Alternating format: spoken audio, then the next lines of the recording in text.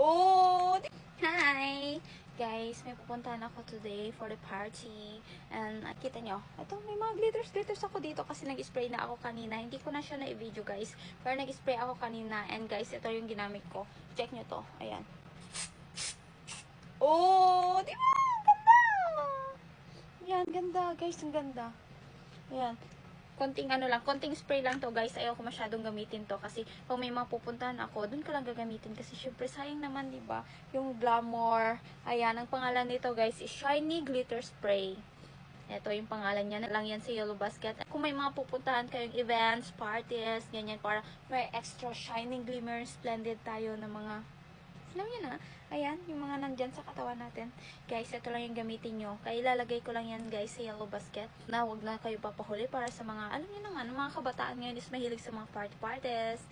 Ganyan, party-parties. And, guys, pwede nyo siyang ilagay sa buhok. Kasi may nakalagay din sa box nyo na for buhok. Kung gusto nyo i-spray sa ating buhok, ganyan. Pero, grabe, ang ganda. O, pak. Pak. Pak, pak, pak. Ganon. Ayan. Gusto ko lang. Ang ganda. Ang ganda. Siyempre, karamihan sa atin is mahilig ngayon sa party-parties. Kaya, kung ako sa inyo guys, bili na kayo nito. Ayan. Ganda. Gusto ko lang. Tapos, ayan. Guys, kita nyo. Ito yung aking balat. Ayan. Kumikinang-kinang. Pero dito, konti lang yung spray ko dito guys. Pero, grabe.